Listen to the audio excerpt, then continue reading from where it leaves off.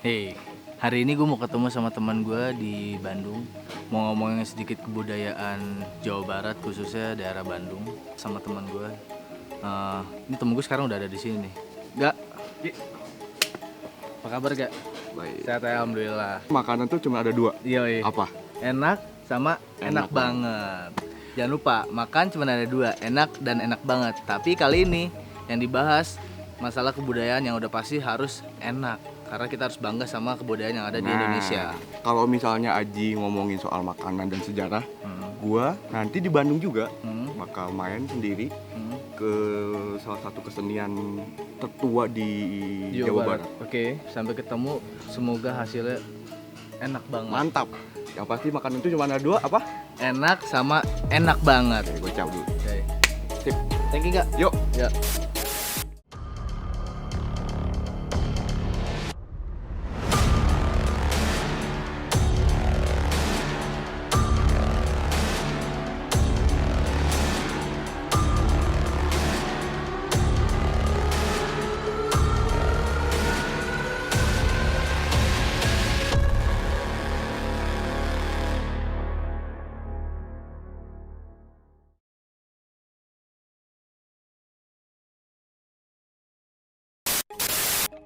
Desa Jelekong yang berada di pinggiran kota Bandung menjadi tempat bersemayamnya dinasti Sunaria. Menginjakan kaki ke kampung seni Jelekong membawa gua untuk kembali sadar akan makna seni dan inovasi yang tidak melulu terjebak dalam pusaran pakem tradisi yang membuat seni itu hilang jati diri.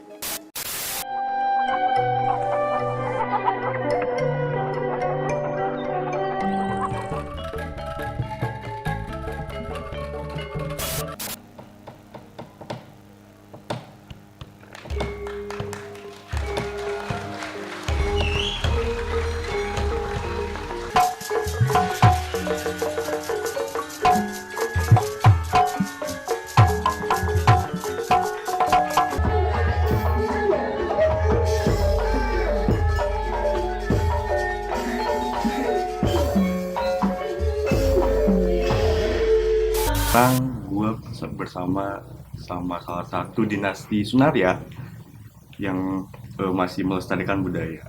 Kang Batara. Iya. Mak, sehat? Sehat dibaring pangesto. Jadi Kang Batara ini dinastinya Sunaria yang ke Ketiga dari Abah Sunaria ke Abah Asep, terus saya tiga berarti ketiga. Kalau dari dinasti Sunandar, berarti saya angkatan ke-1, anak langsung Abah dari Abah Asep. Oh, Ya, generasi. gini Kang, sebelum jauh nih, kalau ngomongin wayang, sebenarnya sejarah wayang golek itu kayak gimana sih Kang? Yang saya tahu wayang golek itu modifikasi dari wayang kulit. Yang saya tahu. Karena wayang kulit ini dulunya kan wayang ini umum mengatakan bahwa wayang ini berasal dari kata bayang. Bayang. Ya, bayangan. Karena bayangan dipergelarkannya juga bayangan. Waktu dulu wayang kulit itu menonton bayangan. Kalau sekarang dari belakang. Iya. Bisa nonton dari belakang. Kalau dulu bayangannya. Nah, karena membutuhkan sinar lampu untuk menimbulkan bayangan, otomatis dipergelarkan hanya pada malam hari. Karena membutuhkan cahaya untuk menimbulkan bayangan. Lalu dibikinlah wayang golek agar lebih fleksibel, bisa dipertunjukkan pada siang dan malam hari. Oh. Jadi wayang golek ini modifikasi dari wayang kulit yang tadinya 2 dimensi menjadi 3 dimensi. Nah, pernah baca juga di artikel, ternyata wayang golek itu adalah kesenian yang ada kesenian tata suara. Ya, bukan hanya wayang golek, pertunjukan wayang. Bukan wayang golek, wayang kulit. Kalau saya bilangnya pertunjukan wayang. Sebuah pertunjukan wayang itu adalah pertunjukan yang multi seni. Karena dalam pertunjukan wayang di situ ada seni ukir. Kalau di wayang golek, Ya, seni wayang kulit kan ada seni tata. Itu kan diukir juga, ditata. Ada seni kriya masuknya kan itu. Kedua ada seni lukis. Wayang golek diwarnai. Ada seni teater. Ada seni musiknya. seni lagu, hampir semua jenis seni ada dalam satu pertunjukan wayang golek. Oh, jadi sebenarnya si dalang itu fungsionalnya sebagai sutradara, Ya, sebagai apa lagi? sebagai jadi makanya saya dalam Instagram Mm-mm. ditulisnya magang jadi dalang gitu. Walaupun sekarang udah jadi dalang sebenarnya. Saya terlalu berat mengatakan bahwa saya dalang. Kenapa? Karena dalang ini menurut saya profesi yang paling adiluhung, yang paling luhur.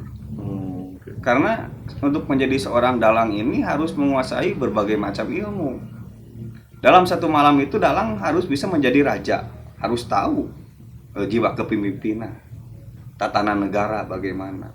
Dalam malam itu dalang harus bisa menjadi rakyat, harus bisa merasakan bagaimana penderitaan rakyat.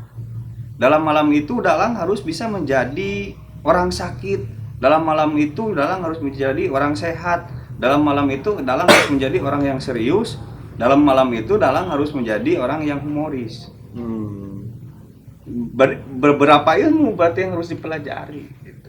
Dan gelar dalang ini dulu wali. Wali ini menjadi dalang, punya gelar dalang. Nah, kalau ngomongin wali berarti yang bawa wayang golek entah itu wayang kulit tuh kalau aku baca di Google ya, Ya. Sunan Kudus. Untuk wayang kulit itu Sunan Kalijaga. Oke. Ya. Kesininya para sunan menggunakan wayang Untuk mediasi, untuk media dakwah. dakwah. Itu fungsional dulunya berarti. Iya, sampai sekarang juga menurut saya wayang media penyampaian dakwah.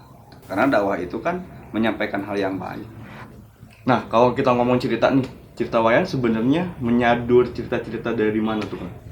Kalau ceritanya basic dari Mahabharata dan Ramayana. Basic ceritanya. Karena waktu itu di kita itu menganut agama Hindu, Buddha kebanyakan. Nah, untuk masuk Islam, ini sejarah yang menceritakan gitu ya.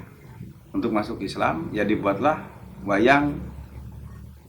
Waktu itu juga ada unsur sedikit paksaan ya. Ada tiketnya waktu itu. Kalau nonton wayang itu harus syahadat. Oh, dulu. Ya. Oh. Yang nonton itu harus Baru syahadat tahu. gitu ya. Nah, baru tahu, friend. Jadi sebenarnya dulu itu wayang itu dipakai untuk media dakwah. Media Dan dakwah. sampai sekarang. Sampai sekarang dakwah.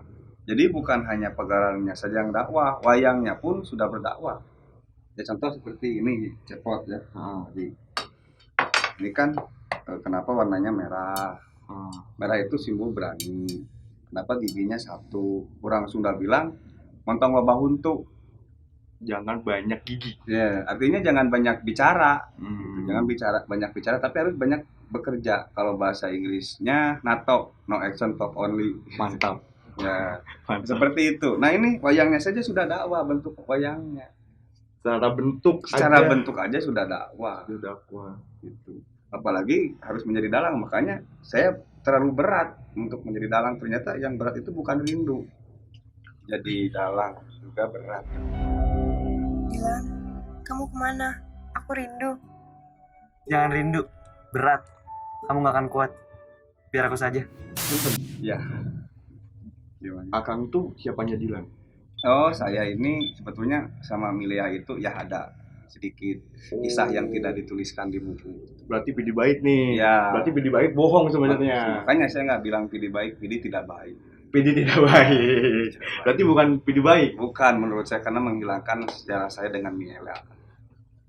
Berarti Dilan kan ada Dilan 91, 92. Kalau Kang ini Dilan yang ke Saya 945. anak milenial sebetulnya. Oh. Dari TK udah main tab. Main tab Iya. apa? Tab apa aja yang dari kayu itu tab. Buat ngitung. Sempoa, itu sempoa. Itu sempoa. Ya, Kang, jadi gitu. Balik Jadi, lagi. Iya, menurut saya dalang itu berat. Waktu itu dulu wali yang mempunyai gelar dalang. Nah, ilmu saya itu jauh sekali sama wali. Jauh sekali. Makanya saya bilang terlalu berat untuk gelar dalang buat saya. Apalagi maestro. Apalagi maestro. Tapi kan punten. Almarhum Abah Asep itu jadi gini, gue tuh di Jakarta, tapi sering banget, tapi lahirnya di Subang, Di Subang. Kertajati. Nah, saya di Kasur lahir itu. Oke, ya saya salah berarti ya. Iya. Iya. Saya mah di rumah sakit, Kang. Sama. Oh, kenapa nggak di rumah sehat? Iya, di rumah sehat. Oke. Iya. Jadi dulu tuh wah suka banget kalau misalnya lihat pergelarannya Abah, dan kan sebenarnya seniman itu dilabelkan maestro atau apapun dari masyarakat. Dari masyarakat. Betul. Dari masyarakat. Berarti kalaupun misalnya dengan indikator sangat berat karena wali dan segala Iya. macam, berarti si Abah itu kalau di point of view masyarakat tuh bisa disetarakan sama wali. Iya. Apa gimana kalau menurut pandangan Kalau anaknya? menurut saya Abah itu karena ayah bagi saya juga ya.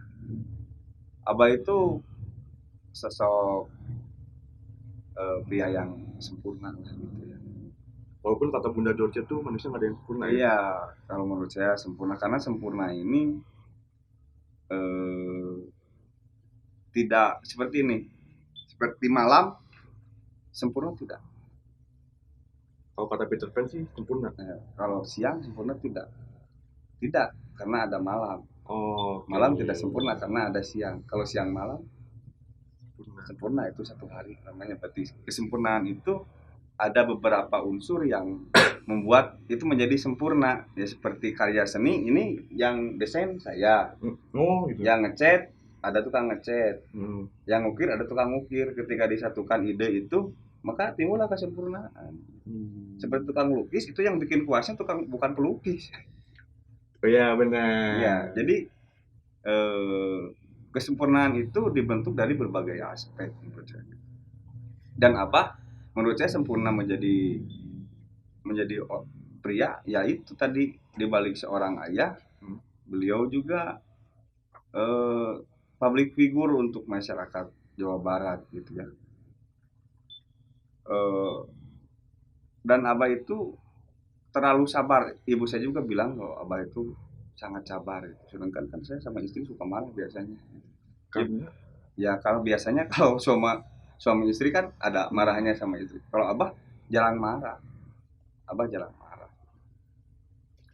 Ketika itu sebetulnya saya terlalu telat untuk mendalami pedalangan gitu. Pewayangan telat banget gitu. Makanya saya langsung nikah karena telat berapa bulan kan? telat jadi dalam. Oh, setelah jadi dalam. Kirain ini. Masa saya hamil. Oh iya. Istrinya yang harus. Iya, makanya saya mah belum punya anak. Kalau istri saya udah punya anak. Oh, oke. Dan saya mah belum pernah hamil. Oh iya bener. Jadi terlalu telat. Cuman ada peribahasa mengatakan better late than never gitu. Itu bahasa Sunda keberapa tuh, Kang? Itu bahasa Sunda buhun. Buhun yang dulu banget. Yang dulu berarti. banget, better late than never itu Oke. bahasa Sunda. Jadi saya itu kenapa menggeluti dunia wayang pedalangan. Satu, saya tidak ingin Abah meninggal. Walaupun sebenarnya takdir tuh pasti ada. Iya. Hidup sama mati. Seperti Bruce Lee, selama ada kungfu Bruce Lee tetap hidup. Nah, saya ingin Abah ini tetap hidup, tidak mau meninggal. Makanya saya menggeluti wayang. Selama ada wayang, Abah saya tetap hidup. Selama ada karyanya yang digunakan, Abah saya tetap hidup. Nah kalau kita ngomongin cepot nih, Kang, Ya, sebenarnya kan di cerita Mahabharata tuh nggak ada punakawan. nggak ada. Nah itu proses akhirnya ada si cepot, ada sehingga Dawala, Dawala, Gareng, Nah, Emak, itu gimana? itu jadi menghapus kasta.